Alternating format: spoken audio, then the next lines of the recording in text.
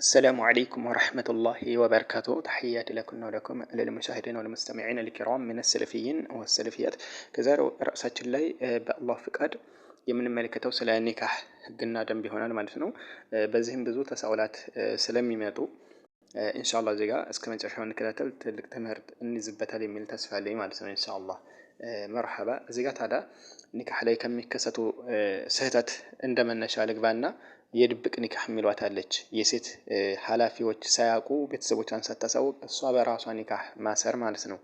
ይሄ አንዳንድ መዛሂቦች ለምሳሌ በአንዳንድ መዛሂብ ይፈቀዳል ብለው የሚያመጡት አለ። ግን እኛ የምንከተለው የቁርአንና ሐዲስ ማስረጃ እንጂ የአንድን አካል ሐሳብ አይደለም። ማስረጃ ከሌለው ይዘን ወደ ኋላ ልንለው ይገባል ንግግሩም ማለት ነው። ይህንን የሚወሰዱ ከምንድነው አልአይሙ አሐቁ ቢነፍሲሃ ሚን ወልይሃ የሚል አለ። አልአይሙ ማለት አግብታ መታቅስ ማለትም ጋለሞታ ልበላችሁ ምናልባት ይሄ ስድብ ሳይሆን እኔ እንደዛ ስለሚባል ብዬ ነው። ጋለሞታ ማለት በቃ አግብታ የፈታች ማለት ነው። አግብታ የፈታች ሴት ምንድነች? አሐቁ ቢነፍሲሃ በራሷ ይበልጥ የተገባች ናት። ሚን ወልይሃ ከወልዩዋ ይልቅ እሷ በራሷ ስለ ራሷ እሷ ይበልጥ ተገቢ ናት ይላል። ይህ ማለት ምንድነው? አንዳንድ ዑለሞች ምን አሉ? አይ ራሷን በራሷ ትዳር ማለት ነው። አግብታ የፈታች ከሆነች የትዳርን ሁኔታ እንትን ስላለችው አለቀ። ለቀጣይ ኒካህ ስታስር ራሷን በራሷ ኒካህ ታስራለች ማለት ነው አሉ። ولكن هي خطأ ስህተት ነው። ምክንያቱም እዚህ የተፈለገው አሐቁ ቢነፍሲሃ ሚን ወልይሃ ማለት ከወልዩዋ ይልቅ እሷ በራሷ የተገባች ናት ባልን በመምረጥ ጉዳይ እንጂ ኒካህ በማሰር ጉዳይ አይደለም። ባልን በመምረጥና ወደ ትዳሩ ዓለም ለመግባት የትዳር ዓለምን ስለምታካውን በፊት ገብታበት ስለምታውቅ ይህች አግብታ የፈታች ሴት ታዲያ ወልዩዋ የሆነ ስለ ትዳር ሁኔታ ከሚመርጥላት ይልቅ እሷ መምረጧ የተገባች ናት ለማለት እንጂ ኒካሁን ለማሳሰርማ የሷ ወልዩ ያስፈልጋል። ለዛ ነው አስከትሎ ወልቢክር ተስተአዘን ያለው ማለት ነው። አግብታ ማታገን ገና ሴት ከሆነች ፍቃድ ልትጠየቅ ይገባታል ለማግባት። ያለ ወድ በግዷ እሷ መዳር አይቻልም እያለ ነው። ግን እቺኛዋሳ ስለ ትዳር ሁኔታ ስለምታውቅ እንትኗ የሷ ሐላፊዋ ከሚመርጥላት እሷ የተገባች ናት ልትመርጥ ባለ ለማለት እንጂ ራሷን በራሷ ኒካህ ትዳር ለማለት አይደለም። ይሄ ተሳሳተ አይደል ነው። ለዛ የሌላ የሐዲስ ማስረጃዎችን ማየት እንችላለን። ነብያችን አለይሂ ሰላም ምን ብለዋል? አዩማ ኢምራአቲን ብለዋል የትኛውም ሴት ነካሐት ቢገይሪ ኢዝኒ ወልይሃ ያለ ወልዩዋ ፍቃድ ኒካህ ያደረገች ፈኒካሁሃ ባጢሉን ፈኒካሁሃ ባጢሉን ፈኒካሁሃ ባጢሉን ሶስት ጊዜ ኒካህ የተበላሸ ነው። ኒካህ ተበላሽቷል ነው ያሉት ነብያችን አለይሂ ሰላም። ይዘን የትኛውም ሴት ነው ያሉት አግብታ የምታውቅ የማታውቅ የሚባል ነገር የለም። የትኛውም ዑሙም ነው የመጣው። ይዘን ሌሎችንም ሐዲሶች ማየት አለብን ማለት ነውና ያለ ወልይ ዝም ብሎ ሴት ልጅ ራሴን ሰጠው ማለት አይቻልም። ይህን ካየነ እሺ እሷን ለኒካህ ሊያሳስራት የሚችለው ሰውዬ ማን ነው ወደሚለው እንመልከት። በተርቲብ ፉቃዎች እንዳስቀመጧቸው አንደኛ ሴት ልጅ ኒካህ ሊያሳስራት የሚገባው አባቷ የወለዳት የራሷ አባቷ መሆን አለበት። እሱ ከሌለ የአባት አባት ይታያል። የእናት ሳይሆን የአባት አባት እንደ ወደ ላይ ከፍ ቢሉም አያት ካሉ እነሱ ይታያሉ። አንዱ ከሌለ ወደዛኛው አያት ያ ከሌለ ወደዛኛው ካለ በህይወት ማለት ነው። እሺ እነሱስ ከሌለ አባትም ከሌለ አያትም ከሌላት ልጇ የራሷ ልጅ ካላት የጎረመሰ ልጅ ማለት ነው። የጎረመሰ ልጅ ምናልባት ከሌላት ወይ በህይወት ላይኖር ይችላል። እሱ የወለዳቸው ልጅ ወንድ ልጆች ካሉት እነሱ ይታያል። ወይ እነዘሉ ወደታች ቢወርዱም ይታያል የልጅ ልጅ ማለት ነው። የልጅ ልጅ እስከመጨረሻ ይታያሉ የልጅ ልጅ እንዳሏት የሴትየዋ ማለት ነው። ሌላ ባል ልታገባ የጎረመሱ ልጆች ካሏት እነዚህ ከሌሉስ አባትም የለ አያትም የለ ወደ ላይ ልጅም የለ የልጅ ልጅም የለ እንግዳስ የአባትና የእናት ወንድሟ ነው የሚድራት። በአባትም በእናትም የምትገናኘው መሆን አለበት። እሱ ካለ እሱ ይቀደማል። እሱ ከሌለ ደግሞ የአባት ብቻ ወንድሟ ካለ እሱ ይከተላል ማለት ነው። የእናት ብቻ ወንድም አይደርም። በእናት ብቻ የምትገናኘው ከሆነ መዳር አይችልም። እሷን ምን መሆን አለበት? በእናትና በአባት እሱ ከሌለ በአባት ብቻ የሚገናኘው ወንድም ይከተላል። እሺ እነዚህ ሁለቱም ከሌሉሳ ልጅ ካሏቸው ይታያሉ። ለምሳሌ በእናትም በአባትም የምትገናኘው ወንድሟ ካለ የሱ የልጅ ልጅ ይታያሉ ወደታይ ይታያሉ እስከታች ድረስ። ከሌሉት በአባት ብቻ የምትገናኘው ደግሞ የሱ ወንድ ልጆች ይታያሉ ወደታች ካሉ ይታያሉና የጎረመሱ ካሉ እነሱ ይከተላሉ ኒካህ ለማሳሰር። እነዚህም ከሌሉ እስካሁን የቆጠራቸው ወደ አጎት ይኬዳል። አጎት የሴቷ በአባት በስተኩል የእናት አጎት እንትን ማለት አይችልም መዳር አይችልም። አም ነው እንጂ ኻል ማለት መዳር አይችልም። የእናት ወንድም ሳይሆን በእናት በኩል ያለው አጎቷ ሳይሆን በአባት በኩል ያለው አጎቷ ነው የሚድራት። ያም ደግሞ ለአባቷ ምን መሆን አለበት? በእናትና በአባት የሚገናኘው አጎቷ መሆን አለበት እንጂ ለአባቷ በእናት ብቻ የሚገናኘው ከሆነ ይህም መደር አይችልም። ምን መሆን አለበት? ለአባቷ በእናትም በአባትም የሚገናኘው ወንድሙ አጎቷ ሊሆን ይገባል። ያ ከሌለ ደግሞ በአባት ብቻ የሚገናኘው ወንድሙ የአባቷ ወንድም እሱ ነው የሚድራት። እነዚህ ሁለቱ ከሌሉስ ልጆቻቸው ይታያሉ። ለምሳሌ የአጎት ልጅ የመጀመሪያው በእናትና በአባት የሚገናኘው የአጎት ልጅ ወደታይ ቢወርዱም ይታያሉ እስከመጨረሻው። ከሌሉት ወደዚህኛው ወደ የትኛው ወደዚህኛው ለምሳሌ የአጎት ማለት በአባት የሚገናኘው አጎቷ ወንድ ልጆች ወደታይ ቢወርዱም ይታያሉ። እነዚህ ሁሉ ታይተው ከሌሉ በህይወት ከሌሉ ወይ ደግሞ ሙስሊም ካልሆኑ ወደ ቃዲ ኒካሁ ይጠጋል ማለት ነው። ቃዲ የሰፈር ቃዲ ነው ኒካሁን የሚያሳስረው የዛኔ ማለት ነው። የሴቷን እንጂ በራሷ መዳር አትችልም ማለት ነው።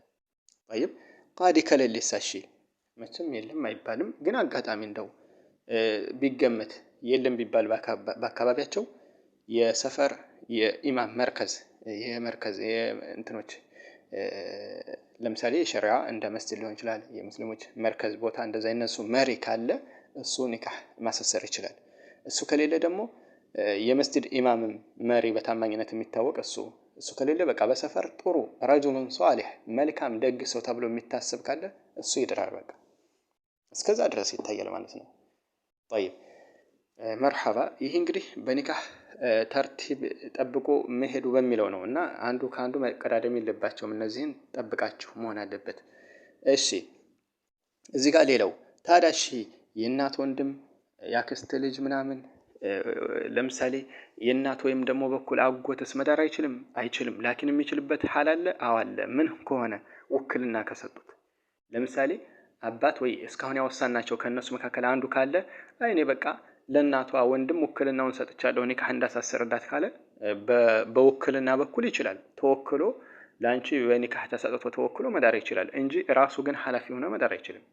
አንድ ሁለተኛ አሁንም ያክስት ልጅ ወይም ደግሞ የእናት ወንድም መዳር የሚችልበት መቼ ነው? የሰፈር ቃዲ ከሆነ የሰፈር ቃዲ ሆኖ ለሴቷ እሷን የሚደራት እሷን ኒካህ የሚያሳስርላት ቤተሰቦቿ ከሌሏት ኢላ በሸሪዓ ቃዲ ሲባል የሸሪዓው ቃዲ ደግሞ አጎቷ ከሆነ በእናት በኩል ያለው አጎቷ ወይ ደግሞ ያክስት ልጅ ምናምን ከሆነ ይደራል። ግን የሚደራት የዛኔ ያ አጎቷ የእናቷ ወንድም በመሆኑ ሳይሆን የሰፈር ቃዲ በመሆኑ ሁክም ነው የሚደራት። ተግባባን? እና በዚህ መልኩ ይሄዳል ማለት ነው። طيب እነዚህን ካየን እሺ ኒካህ በሚታሰር ሐል ላይ ብዙ ቦታ ላይ እንደሚከሰተው ሴቷ ወይ ሳኡድ ትሆንና ወንዱም ሳኡዲ ሆነና ኒካሁን ለማሳሰር ደግሞ የቦታ ርቀት ሊኖራቸው ይችላል። ወይ ሴቷ መዳም ቤት ትሆናለች፣ ወንዱ ደግሞ ገጠር ቦታ ስራ ቦታ ሊሆን ይችላል። እንደዚህ ነው ኒካህ የሚስተሳሰረው። ታዲያ በዚህ ሐል ላይ ለምሳሌ ሼክ ሷላህ አልፈውዛን في مجلس العقد መሆን አለበት የኒካህ ስራት ይላሉ። መቀማመጫ ቦታ ላይ ለምሳሌ ተቀማምጠው እንጂ በስልክ አይቻልም ይላሉ። እሺ በስልክ ካልተቻለ ከዑለሞች ኺላፍ ለመውጣት ምን መሆን አለበት? ቦታው ላይ መገኘት አለባቸው ማለት ነው። ቦታው ላይ መገኘት ካልቻሉ ምን ያደርጋሉ መሰላችሁ? ለምሳሌ ባል ውክልና ይሰጣል ለቤተሰቦቹ። ሄዱና ከሴቷ ወገን ኒካሁን ተቀበሉልኝ ብሎ ውክልና ይሰጣል። ከዛ የባል ወገን እንግዲህ ውክልና የሰጠው አካል ይሄዳል ወደ ሴቷ። ይሄድና ወደ ሴቷ ቤት የሴቷን ወገን ኃላፊዋን ተወክዬ መጥቻለሁ ይላል። ከዛ የሴት ኃላፊ ምንድነው የሚለው? አወክሎ ለላከህ ለሆነው ብሎ ስሙን ጠርቶ ለሱ ልጅን ሰጠው ይላል። ተወክሎ ሄደው ምን ይላል? ተወክዬለት ለመጣሁት ኒካሁን ተቀብዬለታለሁ ይላል። 3 ጊዜ 2 ምስክር ቀርበው ተወክሎ ሄደውና የሴቱ ኃላፊ በዚህ መልኩ ኒካሁን ማጠናቀቅ ይችላሉ። አለቀ። ይሄ አንድ አማራጭ ነው። ሌላኛው ደግሞ አማራጭ ሌላ ምን አለ? ምናልባት አንዳንዶች የወንድና የሴት ወገን በጣም ርቀት ስላላቸው ወይ ቦታው ረብሻ ይኖርና እዛ ድረስ ለመሄድ አይችሉም እና በስልክ ያደርጉ ቆይላ። በስልክ ሳይሆን አሁንም ሌላ አማራጭ አለ። እሱም አማራጭ ምንድነው? ባል ከቤተሰቦቹ ብቻ አይደለም ሸርጥ አይደለም ከሴቷ ወገን ራሱ ውክልና መስጠት ይችላል። እዛው ከጎረቤት ከሚያውቃቸው ዝም ብሎ ለአንዱ አወክያለሁ በቃ ኒካሁን ተቀበልልኝ ማለት ይችላል። አለቀ። ያ ኒካህ ውክልና የተሰጠው ሰው ሄዶ የሴቷን አባት ስጠኝ ለተወከልኩለት ይላል። ቅድም በልኳቸው መሰረት ኒካሁን መፈጸም ይችላሉ። ይሄ አንድ አማራጭ። ሌላኛው ሁለተኛው አማራጭ ምን አለ? የሴት ወገን ባል አካባቢ ላለ ባል የሴቷ ባል በሚኖርበት አካባቢ ላሉ ሰው ውክልና መስጠት ይችላሉ። የሴቷ ወገን ማለት ነው። አይ እከሌ ሆይ ለአንተ ውክልና ሰጥተንሃል ልጃችንን እንዳረልን ማለት ይችላሉ። የዛኔ ባለቤቷ ጋር ቅርብ ከሆነ ተቀምጦ ባልና ኒካህ የሚያሳስረው ሁለት ምስክር ቀርበው እሺ ተወክዬ የተሰጠኋትን ልጅ ሰጠሁ ይለዋል። ባልም ደግሞ ቀቢልቱ ተቀበልኩ ይላል። በዚህ መልኩ 3 ጊዜ አድርገው ኒካሁን ማጠናቀቅ ይችላሉ ማለት ነው። ይህም እንደ ሌላ አማራጭ ማለት ነው። طيب የሴትም ወገን ውክልና መስጠት ይችላሉ። የባልም ወገን ባልም ውክልና መስጠት ይችላል። ይህም መጠቀም ትችላላችሁ ፉቃዎች ባስቀመጡ መልኩ ማለት ነው። طيب ሌላ ከዚህ ከምንይዘው ሌላ ምን አለ? ከብዙ ቦታ እንደሚስተዋለው እሺ ኒካህ በምናሳስርበት ሰዓት ቤተሰቦቻችን ለምሳሌ ወይ አህባሽንና መሰል ሊሆኑ ይችላሉ የሚሉ አሉ። ያው ይሄ ጥያቄ ስለሚበዛ እኮ በዚህ መስአለ አህባሽ ደግሞ እንደሚታወቀው የኩፍርያት የምን ብዙ አይነት ኮተት ያለባቸው ሰዎች ስለሆኑ እንደነሱ መሰል የሆኑ ከሆኑ አባቶቻችን ወይ በእኛ ወገን ያሉት እንደዛ ከሆኑ እንደት ነው የሚደረገው? በዚህ ሀላይ ግን አንዳንድ ፉቃዎች አሁን የፉቃዎችን ሐሳብ ማየት ይጠበቅብናል። እዚህ ጋር አንዳንድ ፉቃዎች ኒካህ የሚያሳስረው ሰው የግዴታ ሰለፊይ መሆኑን ሸርጥ አላስቀመጡም። አንዳንዶች የግዴታ ሰለፊይ ይሆናል አሉ። ባይሆንም ራሱ የዝም ብሎ ኮተት ያለበትም ቢሆን ኒካህ ለማሳሰር ሙጀረድ እንደው ኒካህ ለማሳሰር ብቻ ከሆነ ችግር የለውም ያሉ። ከፊሎች ደግሞ ሸርጥ አድርገዋል። ላ ሙስሊም ሆኖ ምንም በእንትን ላይ ኸለል የሌለበት በአቂዳውና በመንሃጁ ኸለል የሌለበት ክፍተት የሌለበት መሆን አለበት ብለዋል።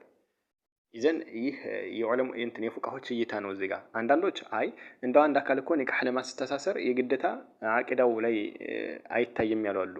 አቂዳው እሺ የተበላሸ መሆኑን እናምናለን፣ እሺ እናውቃለን። ላኪን እንደው ሙጀረድ ኒካህ ሰጠሁ ለማለት ብቻ ግን አይጎዳም ያሉ አሉ። ለምሳሌ እና ይህን በመያዝ ይላሉ ዶሩሪ ጉዳይ ካስገደዳችሁ እዚህ ጋር ይላሉ ኒካህ ማሰር ፈልገው እህቶች ቤተሰቦቻቸው በዚህ ነገር የተወሸቁ ከሆኑ አቂዳቸው ላይ የተበላሸባቸው ከሆነ አማራጭ ይጠቀሙ ይላሉ። ቅድሚያ አማራጩ ምንድነው?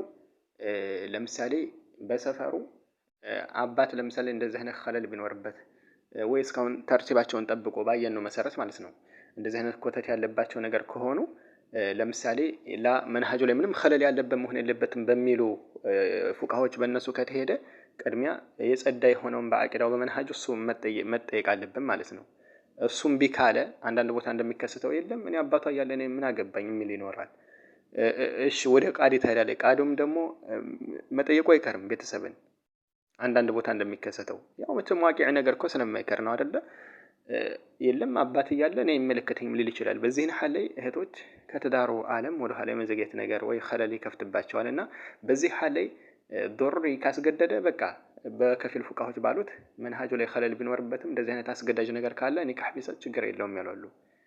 ችግር የለውም ላኪን ግን እያመቸ ግን ወደዛ መከድ የለበትም ይላሉ። እያመቸ ግን በኒካህ በመንሃጁ በአቂዳው ምንም የማይጠረጠር አካል ጥሩ ሰው እያለ ግን ወደ ሌሎቹ አይከድም። ግን አማራጭ ከሌለ በሚለው ነው። አማራጭ ከሌለ ነው ያንን ሊጠቀሙት የሚችሉት ማለት ነው። ይሄን ከጥያቄዎች መካከል ስለሚመጣ ነው።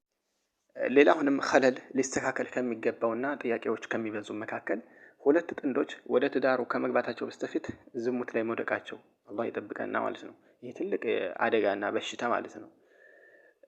አንድ ነገር ከተከሰተ በኋላ እሺ ምንም ማድረግ አይቻልም። ግን እንደው ለሶስት ቀን ለተወሰነ ቀን ብሎ የሚያገባት ላይ እንደዚህ ማድረጉ አላሁ ለሙስተዓን። ግን ይሄ ነገር ስለሚከሰት ብዙዎች ላይ የሚያመጡት ጥያቄ ስለሆነ እዚህ ጋር ኒካሃቸው እንዳይበላሽ ማስተካከል ያለባቸው ነገራቶች አሉ። እነዚህም ሁለት ጥንዶች ማለት ነው። አንዳንዶች ከማግባት ኒካሁ ከመታሰሩ በስተፊት ግንኙነት ያደርጋሉ በዝሙት ከዛ ኒካህ ይታሰራል። ይሄ ኒካህ ብልሹ ነው ብለዋል። ለምሳሌ ዑለሞች ተጨቃጭቀውበታል በዚህ ጉዳይ። አንዳንዶች እሱ ራሱ ከሆነ ያደረጋት ችግር የለውም እንትን ቢሉ ያሉ አሉ። አንዳንዶቹ ደግሞ ሸርጥ አስቀምጠዋል። ለአዚም ሊጋቡ ዘንድ ሁለት ሸርጥ ሊሟላ ይገባል ብለዋል። አንደኛው ሸርጥ ተውባ ሊያደርጉ ይገባል ከዛ ጸያፍ ድርጊታቸው። ሁለተኛው ደግሞ ሴቷ 3 ጊዜ ሀይዳይታ መጽዳት አለባት ይላሉ። ለምሳሌ ይሄን አቋም ሼኽ ሷሊህ አልፈውዛን ይገድፉታል ሐፊዘሁላህ። 3 ጊዜ ሀይዳይታ ጸርታ እንዳላረገዘች ከዝሙቱ አረጋግጣ መሆን አለበት እና ተውባ አድርገው መሆን አለበት ኒካሁ የሚታሰረው እንጂ በዛው ዝም ብለው በዝሙት ተጨማላልቀው በዛው መቀጠል አይችሉም ይላሉ ማለት ነው።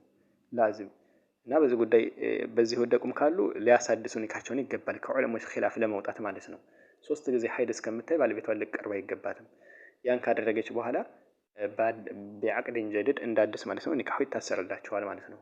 ይሄ የሚሆነው ከዑለሞች ኺላፍ እንውጣ ከተባለ እንጂ ወኢላ ኒዛ ያለበት መሳላ ነው። ግን የሆነ የሚያከራክር መሳላ ላይ መቼም የዑለሞች ኺላፍ ለመውጣት ይሄን መጠቀሙ በጣም አውላና የበለጠ ተገቢ ሆኖ ይስተዋላል ማለት ነው። طيب ሌላ አሁንም ተሳኡላት ከሚበዛው ኒካህ ሴቷን ሊያሳስሯት የሚችሉት ቅድም እንግዲህ የተቆጠሩ አሉ አይደለ ፉቃዎች ያስቀመጧቸው። ግን አንዳንድ ቦታ የአክስት ልጅ ወይ ደግሞ የእናት ወንድም ኒካሁን ያሳስራቸዋል። እንግዲህ ሌሎቹ እያሉ እሱ ኃላፊ ሆኖ ዝም ብሎ በራሱ የሚያሳስርበት ሁኔታ አለ። ግንኙነት አድርገው ወልደው የሚኖሩ አሉ በዚህ ሁኔታ ላይ። ታዲያ እነዚህ ምን ያደርጉት? ይህን ዑለሞች ምን ያሉ አሉ? ምናልባት ባልና ሚስት ኒካሁን ሲያሳስርላቸው የሴቷ ማለት የእናቷ ወንድም ኒካ የሚያሳስር መስሏቸው ከሆነ ያው ኒካሁ ተበላሽቷል፣ ግን ዝሙት ሰሩ አይባልም። ከዛ በኋላ ኒካሁ ታስሮ የተወለደውም ልጅ የዝሙት ልጅ ነው አይባልም። ለምን? ይሄ ሹብሃ ተምታቶባቸው ስለሆነ ልጁም የአባትና የእናቱ ልጅ ነው ይነሰባል ወደ እነሱ። ዝሙትም ሐራም ሰሩ አይባልም። ላኪን ግን ኸጧ ነው፣ ይሄ ስህተት ነው፣ ኒካሁ መጀደድ አለበት ይላሉ። ኒካሁ ሊታደስ ግን ይገባል ማለት ነው። طيب ይህም ሙሂም የሆነ መስአላና ጥያቄ ከሚበዙ መካከል አንዱ ነው። ሌላና አንድ መቋጫ ያው ካስፈለገ ኮሜንት ላይ ሐሳብ ማቅረብ ትችላላችሁ። ያልተመለሱ ጥያቄ ካሉ በቀጣይ በዚህ ትምህርት እንድደግምላችሁ የምትፈልጉት ካለ ኮሜንት ላይ መልእክታለሁ ኢንሻአላህ። ሌላና የመቋጫ የማስቀምጠው ምንድነው በሶላት ጉዳይ። ሶላት ለምሳሌ ባል ይሰግዳል፣ ሚስት ላትሰግድ ትችላለች፣ ወይ ሚስት ትሰግዳለች፣ ባል ላይሰግድ ይችላል። ሶላት የማይሰግድ ሰው ደግሞ ካፊር ነው፣ ከእስልምና የሚወጣበት የሆነ ጉዳይ ነው። የሰለፎችም ኢጅማዕ ሱሐቦች የተስማሙበት የሆነ መስአላ ነው ማለት ነው። ምንም ኺላፍ የለም።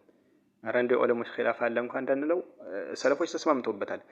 ኢላ ወደ ኋላ ዘግይተው ከመጡት አንዳንድ ዑለሞች ዋጅብነቷን እንትን ካለ ነው ምናምን ያሉት አለ። ግን ያንን የሚያስከር ነው ከመረጃ አንግል ማለት ነው። እና እዚህ ጋር እንዴት ነው ሊሆን የሚችለው? አልኢማም ኢብኑ ባዝ ረሂመሁላህ ምን ይላሉ?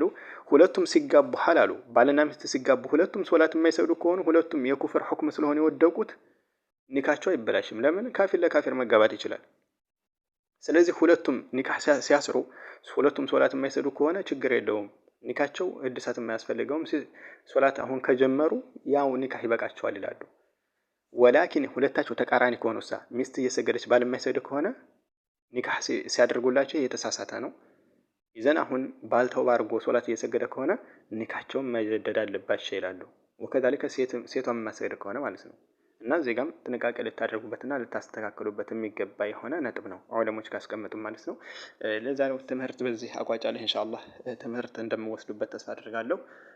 በቀጣይ ሊብራሩላችሁ የሚገሙ መስአላ ካሉ እንደዚህ የፊቅህ መስአላዎች ሐሳባችሁን ማስቀመጥ ትችላላችሁ። አሰላሙ አለይኩም ወራህመቱላሂ ወበረካቱ።